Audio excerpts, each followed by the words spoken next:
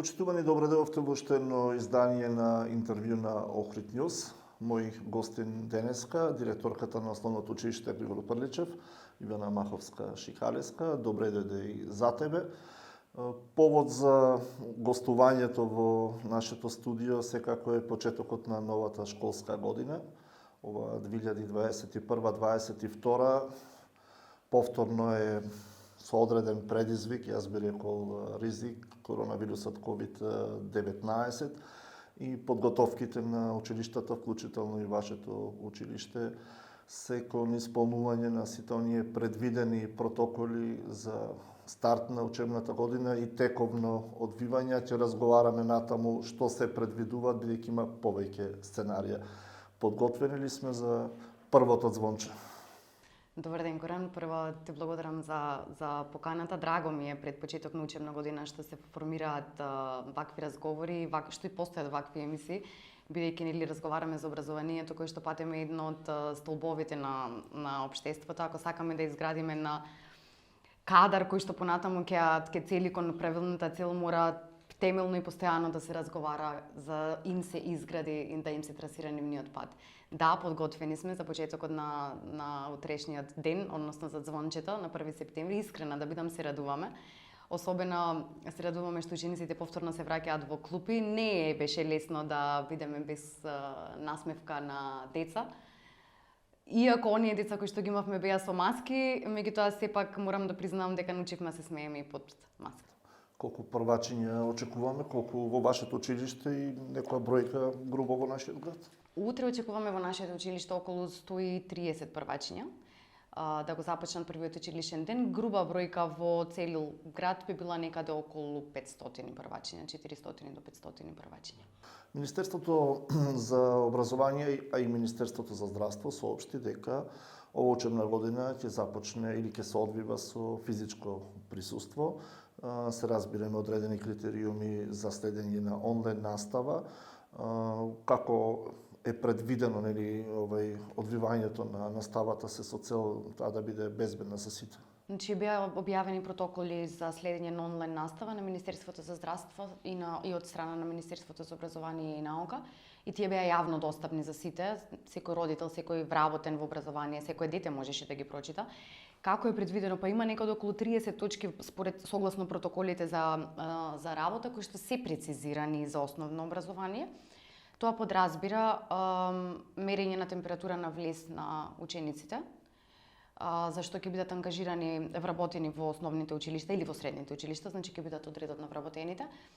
Потоа дезинфицирање на нозе, дезинфицирање на раце пред влез во самата училница. Дежурните наставници се поставени кои што ќе ги насочуваат учениците, меѓутоа и во самите училишта е поставена хоризонтална сигнализација за во која насока да се движат учениците, бидејќи постојано се зборува за држење на дистанца.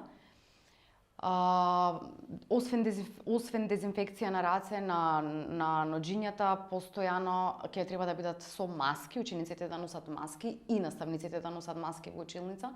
Постојано се препорачува проветрување, односно отворање на прозори и темелно дезинфицирање на површините на кои што учениците и вработените постојано се во допир. Тоа би значило дезинфицирање на столчиња, на клупи, на маси, на кваки, на лавабоа, дезинфицирање и постојано чистење на тоалетите и особено на ходниците. Го имате минатогодишното искуство, што тоа ви говори?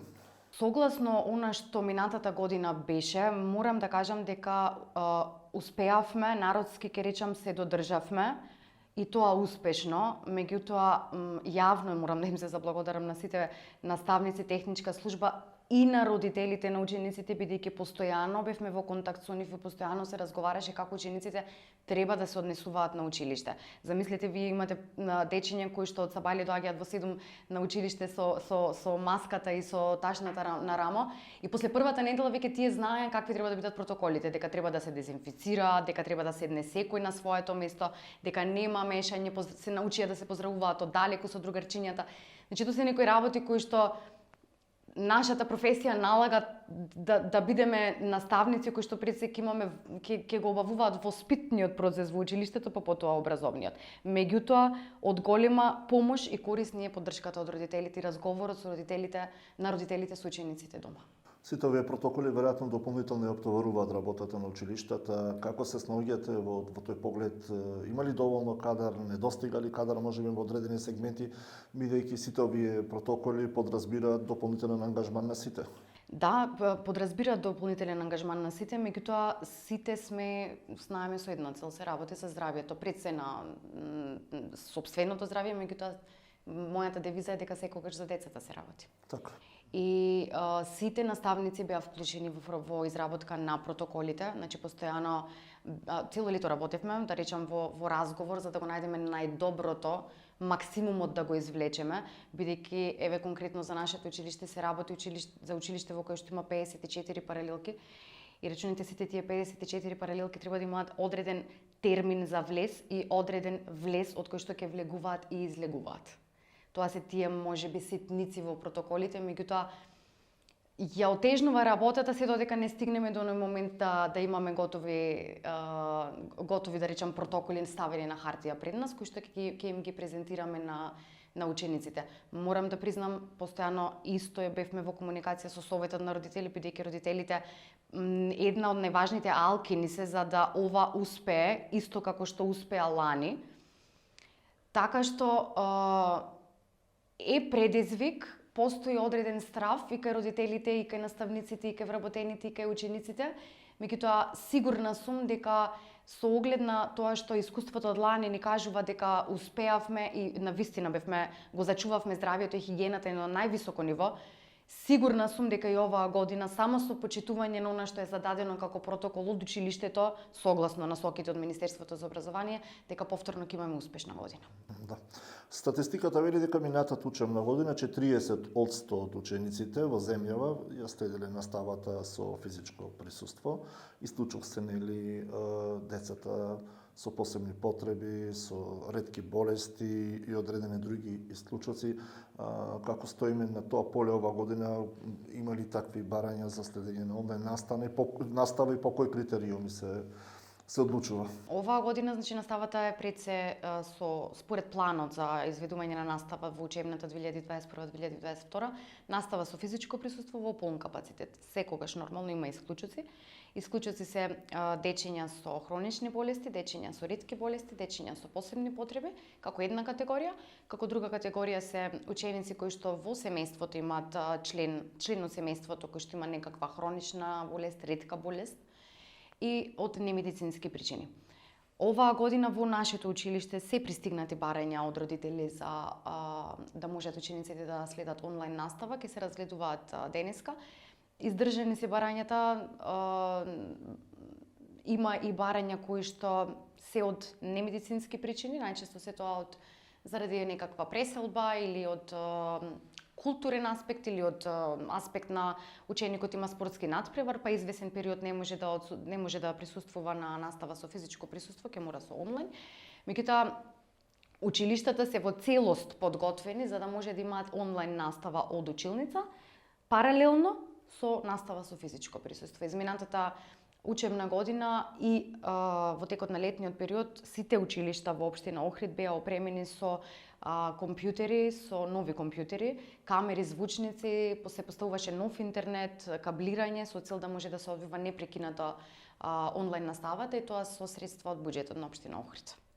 Така што доколку се појави случај на ученик кој што би бил, да речам, би следел онлайн настава, повторно во договор со родителот, се дава предност, односно како понуда дава училиштето да може да ја следи наставата паралелно онлайн, додека наставникот им предава на учениците со физичко присуство. Значи училиштата технички се подготвени. Училиштата технички се подготвени. Нормално некаде се јавува проблем, најчесто е тоа проблем со паѓање на интернет или немање на моменти стабилна интернет врска, меѓутоа општина Охрид, секторот за образование и училиштата темелно работеа на решавање на вакви проблеми, бидејќи знаевме дека може да дојде до ситуација да се смени епидемиолошката слика, па да ги имаме тие вториот и третиот план модул од планот за одржување на Така, тоа ми е следното прашање. Во случај на влошување на епидемиолошката слика, предвидени се уште две сценарија.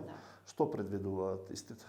Значи, двете сценарија предвидуваат комбиниран модел на следење на настава. Тоа би значило една половина од учениците ќе ја следи наставата од дома, односно онлайн, а другата половина ќе биде во училница и потоа би се променале групите. Меѓутоа не смеат да се мешаат групите. Значи не сме ученик кој што сега следи со физичко присуство да оди во групата онлайн. Се препорачува да бидат групите исти непроменливи. Тоа се случува сега конкретно со наставата со физичко присуство. Досега во училиштата, во поголемите училишта имаше кабинетска настава на одвивање на наставно-образовниот процес. Годинава немаме кабинетска настава, што значи дека секој училиште, секоја паралелка ќе се биде во една училница. Наставниците ќе ги променуваат своите ќе ги менуваат училниците. Тоа е заради препораките да го избегнеме мешањето на учениците во ходникот, за да се намали ризикот и за да можат учениците нормално повеќе да држат дистанца. Значи едниот е комбинираниот модел, а другиот модел е на учење од далечина. Тоа би значило дека учениците ќе бидат дома, а наставниците од училница и од компјутер ќе изведуваат наставата, што морам да признам, лани се покажа како одлично, бидејќи наставата преку платформата Microsoft Teams функционираше безпрекорно. Значи имаме искуство со онлайн наставата и како модел се покажа дека е успешен. Министерството за здравство препорачува за безбедно одвивање на наставата, вакцинација на родителите и на просветните работници. Кој е ставот на просветните работници, како гледаат на овие препораки? На ниво на цела држава 81% од наставниците се вакцинирани. Конкретно во Охрид голем дел од наставниците се вакцинирани.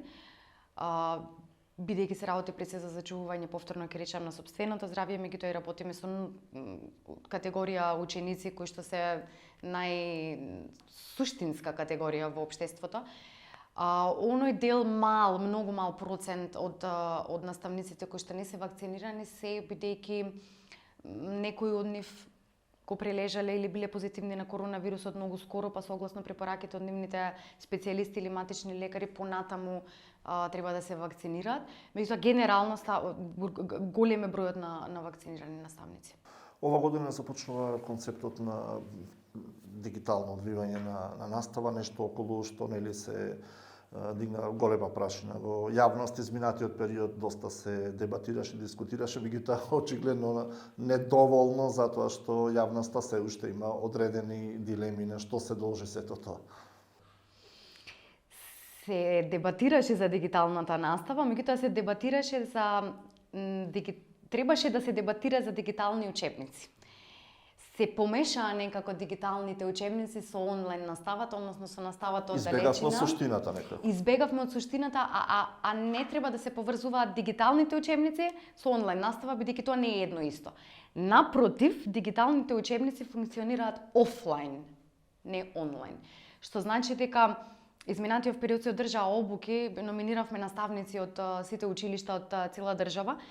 Се одржаа обуки организирани од страна на Министерството за образование и наука, каде што наставниците се обучуваат специјално за инсталирање на апликации поврзани со дигиталните учебници. Што значи тоа? Дека детето, ученикот пред себе, без разлика дали било тоа на таблет дома, дали било на лаптоп, дали било на компјутер, дали било на смартфон, на обичен телефон, верувајте, 90% од учениците имаат, ќе може да си ги симне, да си ги даунлодира дигиталните учебници и од нив дома да работи. Сега што е поентата со таа дигитализација?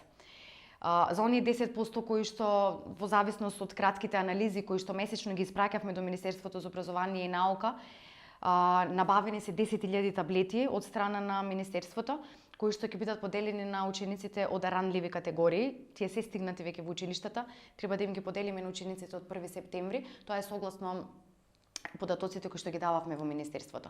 Сега, која е суштината на таа настава? Наставникот, секоја училница во оние паралелки каде што ќе учи, ајде да речам 4-то одделение, ќе биде опремена со телевизор или интерактивна табла и компјутер. суштината е наставникот ќе биде водачот на наставата, а детето ќе биде оној кој што ја восприема наставата и интеракција ќе постои помеѓу наставникот и ученикот. Значи, не треба детето пред себе да има под дефолт или морално учебник. Важно е дека она што ќе го восприема од страна на наставникот, ќе треба дома да го работи.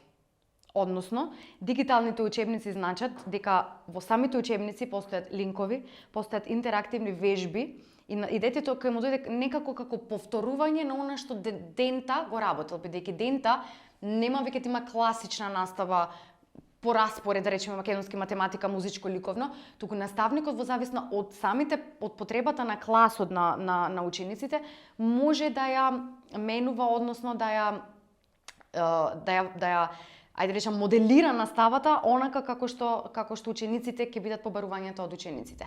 Да речеме доколку денеска има потреба наставникот, односно учениците имаат потреба од математика подолго објаснување, денеска наставникот може да има 2 часа математика. И сето тоа е преку интеракција. Значи се трга веќе онај модел кога беше класично фронтална настава, наставникот пред табла и учениците со учебниците. Тоа значи поиновативна, подинамична настава и веројатно поинтересен пристап. Многу поинтересен пристап за самите ученици и многу полесно запомнување на содржините.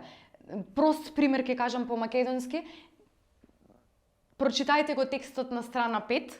Не е исто со видете кончето како скока и прочитајте во кој дел од текстот тоа конче скока. Значи просто се поттикнуваат децата на критичко размислување, се поттикнуваат сами да размислуваат. Не е стварта и поентата да им сервираме некакво размислување на децава. Од нив сакаме да изградиме утре личности кои што сами ќе се борат во светот. Не е лесно, препреки има, мора сами да ги совладуваме. Веројатно ќе се пробуди и креативноста кај самите ученици.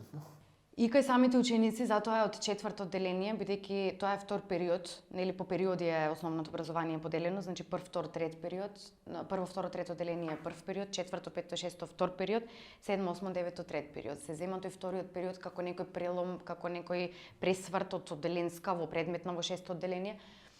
Тука, според анализи претходно кои што се правеа од страна на Министерството, тука уствари имаме ученици кои што, верувајте, се желни за игра и за иновативен пристап на настава. Учениците кога само филм кога гледаат, само кога гледаат, да речеме, цртан, кога на училиште им се пушта цртан, или пуштете им песна, музика, некаква и речете им ајде сега што го слушате, нацртајте го. Вие немате представа колку креативни деца постојат. Колку сето тоа што го слушаат знаат како да го истакнат. Сега со овој пристап на настава се оди кон тоа, поттикнување на креативноста на ученикот, да излезат од оние стеги во кои што досега беа влезени. Тоа зошто толку многу отпор кон новото? Отпор кон новото ние како народ имаме секогаш. И не би го рекла отпор, јас пак би го рекла како предизвик. Нека ни биде предизвик. Нека ни биде предизвик и пак заедно да застанеме и да, кога ќе речам заедно, мислам секогаш јас на оној магичен триаголник ученик, наставник, родител.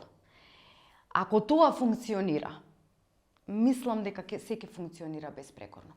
Отпорот е поради новото, а новото е ново се додека не почнеме да видиме како. Јас се посакувам успешно да ги надмините сите предизвици